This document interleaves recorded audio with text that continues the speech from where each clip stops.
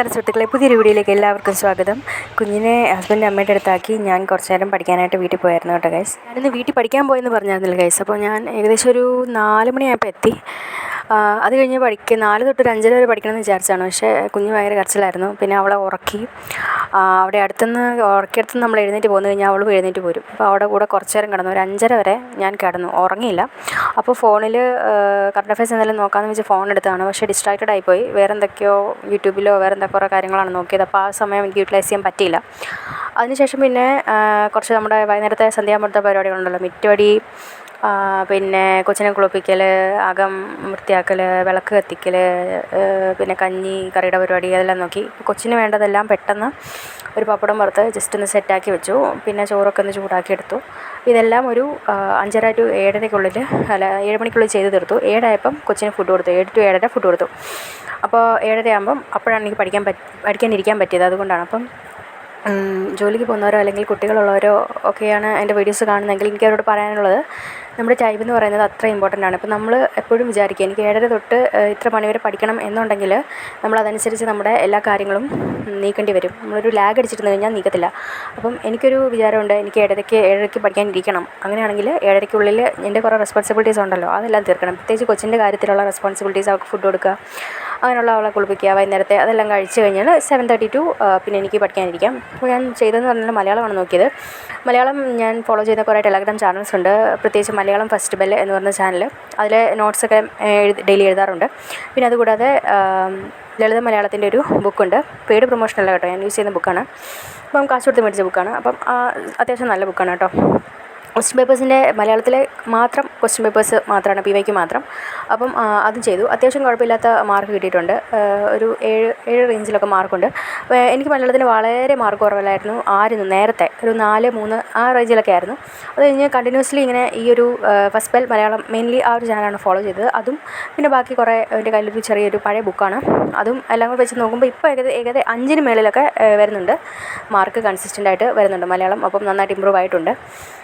ഇനിയിപ്പോൾ മാത്സ് അത്യാവശ്യം കുഴപ്പമില്ലായിരുന്നു. പക്ഷേ ഇപ്പം ചെയ്യുന്നത് കുറഞ്ഞിട്ടാണോ എന്താണെന്നറിയില്ല, ചെറിയ കാൽക്കുലേഷൻ ചെയ്യുമ്പോഴും തെറ്റിപ്പോകുന്നു, മാർക്ക് ശരിക്കും കിട്ടുന്നില്ല. ഒരു 5 മേലോട്ട് കയറി വരാത്ത പോലെ തോന്നുന്നുണ്ട്. അപ്പം മാത്സ് എനിക്ക് ശരിക്കും കുറേ കൂടെയൊക്കെ നോക്കണം.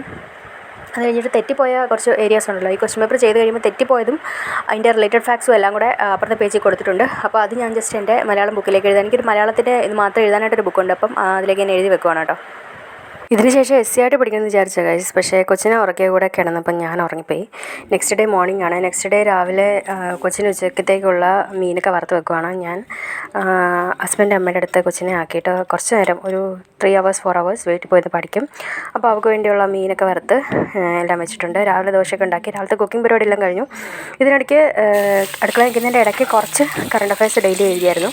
അപ്പോൾ നമ്മുടെ 29-ാം തീയതി നമ്മുടെ ബഡ്ജറ്റ് വന്നിട്ടുണ്ടായിരുന്നു. അപ്പോൾ ബഡ്ജറ്റിൻ്റെ ഡീറ്റെയിൽസ് ക്ലാസ് കേട്ടോണ്ടിരിക്കും കുക്ക് ചെയ്യുന്നതിൻ്റെ ഇടയ്ക്ക്. അപ്പം ബഡ്ജറ്റിൻ്റെ ഡീറ്റെയിൽസ് എഴുതിയിട്ടുണ്ടായിരുന്നു. ഞാൻ വീട്ടിലെത്തി. അപ്പോൾ എന്താ ഈ അറിവിടം ബുക്ക് മേടിച്ചിട്ടുണ്ടായിരുന്നു, SCRTയുടെ. അത്യാവശ്യം നല്ല ബുക്കാണ്. ഞാൻ പഠിച്ച് തുടങ്ങിയതേ ഉള്ളൂ. അപ്പം ഇതിൻ്റെ ഒരു റിവ്യൂ ഞാൻ ഇടാം. ഒരു 4-5 ചാപ്റ്ററെങ്കിലും പഠിച്ചിട്ട് റിവ്യൂ ഇടാം. അപ്പോൾ ആക്ച്വലി ഞാൻ ബുക്ക് നോക്കി SCRTയുടെ ബുക്സ് ഒന്നും വാങ്ങിയിട്ടില്ലായിരുന്നു ഇതുവരെ. ഞാൻ തന്നെ ഹാൻഡ് റിട്ടൺ നോട്ട്സ് ഉണ്ടാക്കുമായിരുന്നു. ടെക്സ്റ്റ് ബുക്ക് ഡയറക്റ്റായിട്ട് വായിച്ചിട്ട് ഹാൻഡ് റിട്ടൺ നോട്ട്സ് ഉണ്ടാക്കുമായിരുന്നു. പക്ഷേ അത് ഒന്നും നീങ്ങാത്ത പോലെ എനിക്ക് ഫീൽ ചെയ്യുന്നുണ്ടായിരുന്നു. അതുകൊണ്ട് തന്നെ ബുക്ക് വാങ്ങിക്കാമെന്ന് ഞാൻ തീരുമാനിച്ചു. ഇതിപ്പോൾ നെക്സ്റ്റ് ഡേ ആണ് കേട്ടോ. ഇപ്പോൾ സമയം ഏകദേശം 1 മണിയായി. ഇത്രയും പരിപാടി, രാവിലത്തെ കുക്കിങ്, കറികൾ വെപ്പ്, മീൻ വെട്ടൽ, മീൻ വറുക്കലെല്ലാം കഴിഞ്ഞ് ഒരു അക്ഷരം ഇതുവരെ പഠിക്കാൻ പറ്റിയിട്ടില്ല. അപ്പോൾ ചെയ്യാനുള്ള ജോലികളെ പറ്റി ആലോചിക്കുകയാണ്. തുണി അലക്കണം, അത് കഴിഞ്ഞ് കൊച്ചിന് ഫുഡ് കൊടുക്കണം, കൊച്ചിനെ ഉറക്കണം. അപ്പോൾ ഉറക്കുന്ന സമയത്ത് നമ്മൾ അടുത്തുനിന്ന് എഴുന്നേറ്റ് പോയാൽ അവൾ അപ്പോൾ തന്നെ എഴുന്നേൽക്കും. പകൽ പ്രോപ്പറായിട്ട് ഉറങ്ങിയില്ലെങ്കിൽ പിന്നെ രാത്രിയിൽ ഉറങ്ങാൻ ലേറ്റാവും. സോ അത് കഴിഞ്ഞ് പിന്നെ അത് തീർന്നു കഴിയുമ്പോഴത്തേക്കും പിന്നെ വൈകുന്നേരത്തെ പരിപാടീസ്, അതായത് മിറ്റവടി, പാത്രം കഴുകുക, പിന്നെ രാത്രിയിലത്തേക്കുള്ള ഫുഡ്, പിന്നെ അത് രാത്രിത്തെ ഫുഡ് കുട്ടി കൊടുക്കണം, നമ്മൾ കഴിക്കണം. അത് കഴിഞ്ഞ് കിടക്കാൻ നേരത്തൊരു 11 മണിയാകും. അത് കഴിഞ്ഞ് ഡോണ്ട് നോ, എനിക്ക് ഇതിനിടയ്ക്ക് ഞാൻ എന്ത് ചെയ്യും? പെട്ടെന്ന് നമുക്ക് ഇങ്ങനെ ഇരിക്കുമ്പോൾ പെട്ടെന്നൊരു ആങ്സൈറ്റി വരത്തില്ലേ, ഇനി ജീവിതത്തിൽ എന്ത് ചെയ്യും, ഇനി ഇത് ഈ ജോലികൾ കിട്ടിയില്ലെങ്കിൽ ഞാൻ എന്ത് ചെയ്യും, എനിക്കൊരു കരിയർ ഓപ്ഷൻ ഉണ്ടോ, നാട് വിട്ട് പോകേണ്ടി വരുമോ, എന്താണ് ഒരു മാർഗം, ഇപ്പം ഫിനാൻഷ്യലി ഇൻഡിപെൻഡൻ്റ് ആകണ്ടേ, ഇങ്ങനെയുള്ള എല്ലാ തോട്ട്സ് ഒരു ചെയിനായിട്ട് വരികയും നമ്മൾ ലാസ്റ്റ് നമ്മുടെ ഹൃദയമിടിപ്പ് കൂടുകയും അവസാനം നമ്മൾ ഇങ്ങനെ ഒരു അവസ്ഥയിലെത്തത്തില്ലേ, ആ ഒരു അവസ്ഥയാണ് ഞാനിപ്പോൾ എത്തി നിൽക്കുന്നത്. സോ നിങ്ങളോട് ഷെയർ ചെയ്യുന്നത് മാത്രമേ ഉള്ളൂ. റെസ്പോൺസിബിലിറ്റീസ് ഇല്ലാത്ത, ബേസിക്കലി ഒരു മാരീഡ് ഫാമിലി ലൈഫ് ഇല്ലാത്ത, കുട്ടികളില്ലാത്ത ആരെങ്കിലും എൻ്റെ വീഡിയോസ് കാണുന്നുണ്ടെങ്കിൽ ദയവായി വീഡിയോ അടച്ചു വെക്കുക, ഉടനെ പോയി പുസ്തകം എടുക്കുക, പഠിക്കുക.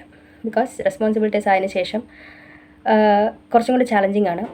നേരത്തെ ഈ റെസ്പോൺസിബിലിറ്റി ഇല്ലാഞ്ഞ സമയത്ത് നമ്മൾ കുറേ ടൈം വേസ്റ്റ് ചെയ്തു കളഞ്ഞിട്ടുണ്ട്. അപ്പം അന്ന് അത് വേസ്റ്റ് ചെയ്തു, അന്ന് അത്രയും മാത്രമേ അറിവ് നമുക്കുണ്ടായിരുന്നുള്ളൂ, മേ ബി. സോ അതുകൊണ്ടായിരിക്കാം.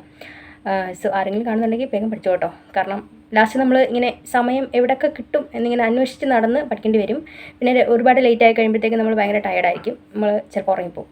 സോ ഇതൊന്നും PSCക്ക് അറിയേണ്ട കാര്യമില്ല. പരീക്ഷ എഴുതാൻ പോകുമ്പോൾ എല്ലാവരും ഈക്വലാണ് എക്സാം ഹാളിൽ. നിങ്ങൾക്ക് റെസ്പോൺസിബിലിറ്റീസ് ഉണ്ടോ, നിങ്ങൾക്ക് വേറെ ഉണ്ടോ, കാര്യങ്ങളുണ്ടോ, ജോലിയുണ്ടോ, ഇല്ലേ, നിങ്ങൾക്ക് രോഗങ്ങളുണ്ടോ, അതൊന്നും അറിയേണ്ട കാര്യമില്ല. നമ്മൾ ലിസ്റ്റ് വരിക എന്നുള്ളതുള്ളൂ. സോ ജസ്റ്റ് ഒന്ന് ഷെയർ ചെയ്യുന്നു മാത്രം. ഇന്നിപ്പോൾ സൺഡേ ആണ്, ഫെബ്രുവരി 1-ാം തീയതിയാണ്. ഇന്നിപ്പോൾ രാവിലെ പഠിക്കാനിരിക്കുന്നത് SCERT ആണ്. SCERTയുടെ 10ാം ക്ലാസ്സിലെ 3ാമത്തെ പാഠം സാമൂഹിക വിശകലനം എന്ന് പറഞ്ഞ പാഠമാണ്. സമയം ഏകദേശം ഒരു 11 മണിയോളമായി. അപ്പോൾ പഠിക്കാനിരിക്കണം. അപ്പം തുണി കുറച്ച് അലക്കിയ തുണി വിരിച്ചിട്ടുണ്ട്. അപ്പം ഇതിൻ്റെ യൂട്യൂബ് ക്ലാസ് കേട്ടുകൊണ്ട് തുണി വിരിച്ചിക്കാം. അതിനുശേഷം വന്നിട്ട് ഈ പാഠം ജസ്റ്റ് നോക്കാം എന്ന് വിചാരിക്കുന്നു. അപ്പോൾ ഏകദേശം ഒരു 12 മണിക്കുള്ളിൽ ഒരു 1 അവർ കൊണ്ട് ഈ ഒരു പാഠം നോക്കി തീർക്കണമെന്ന് വിചാരിക്കുന്നു. ഇനിയിപ്പോൾ കൃത്യം 3 മാസം കൂടെ ഉള്ളൂ. ഫെബ്രുവരി, മാർച്ച്, ഏപ്രിൽ, മെയ് 1 പരീക്ഷ. ഇന്നിപ്പം ഫെബ്രുവരി 2 ഇറ്റ്സ് മൺഡേ. ആൻഡ് ഞാനിന്ന് പഠിക്കാൻ വീട്ടിലേക്ക് വന്നെന്ന് പറഞ്ഞാൽ ലേറ്റായി. ഒരു 2 മണിയൊക്കെ ആയപ്പോഴാണ് വീട്ടിലെത്തിയത്. സോ രാവിലെ കുറച്ചധികം പരിപാടി ഉണ്ടായിരുന്നു വീട്ടിൽ. ദ അഡൾട്ടിങ്, ദ റെസ്പോൺസിബിലിറ്റീസ്, കുഞ്ഞിൻ്റെ കാര്യം. ആൻഡ് ഓഫ് കോഴ്സ് കുഞ്ഞുങ്ങളുള്ള അമ്മമാർക്ക് മനസ്സിലാകുമായിരിക്കും ഓൾ ദ റെസ്പോൺസിബിലിറ്റീസ്, എവറിത്തിങ്. നമ്മൾ ചുറ്റുമുള്ള കുറേ ആൾക്കാർ, അവരുടെ കുറേ നീഡ്സ് ആൻഡ് റെസ്പോൺസിബിലിറ്റീസ് എല്ലാം തീർത്ത് വന്നപ്പോഴത്തേക്കും ഇറ്റ് വാസ് ലൈക്ക് 2 o'clock. അപ്പോൾ 2 to ഒരു 4:30 വരെയൊക്കെ പഠിച്ചു. ടൈമർ വെച്ചിട്ടൊക്കെ പഠിച്ചു. അത് കഴിഞ്ഞപ്പോഴത്തേക്കും ഭയങ്കര ലോ ആയിപ്പോയി. ഇൻ ദ സെൻസ്, നമുക്ക് ചില ദിവസം കാണത്തില്ലേ, ഭയങ്കരമായിട്ട് നമ്മൾ തോട്ട്സിലേക്ക് സ്പൈറലായി പോവും, ഭയങ്കര ഹോപ്പ്ലെസ്നെസ് തോന്നും. ഒരു മാസം ഓൾറെഡി കഴിഞ്ഞു 2026. ഇപ്പം മെയ്യിൽ എക്സാം ഉണ്ടെന്ന് നമുക്കറിയാം, മെയ്, ജൂൺ. അപ്പോൾ ഇനിയിപ്പം വളരെ കുറച്ച് ദിവസമേ ഉള്ളൂ, 90 ഡേയ്സേ ഉള്ളൂ. ഒരു മാസം പോയി, ഇപ്പോഴും ഒരു വിസിബിൾ ഇമ്പ്രൂവ്മെൻറ്റ് കിട്ടുന്നില്ല, കാണുന്നില്ല, എന്ത് ചെയ്യും എന്നൊക്കെയുള്ള ഒരുപാട് തോട്ട്സ്, സ്പൈറൽ തോട്ട്സ്. പിന്നെ അങ്ങ് ഫ്യൂച്ചറിലേക്ക് അങ്ങ് പോകും, എന്ത് ചെയ്യും എന്നുള്ള തോട്ട്സ്. പിന്നെ ഇതിൻ്റെ ഇടയ്ക്ക് ആരെങ്കിലുമൊക്കെ എന്തെങ്കിലും ഒരു കമൻസ് പറയുമായിരിക്കുമല്ലോ നമ്മുടെ ചുറ്റുമുള്ള ആളുകൾ.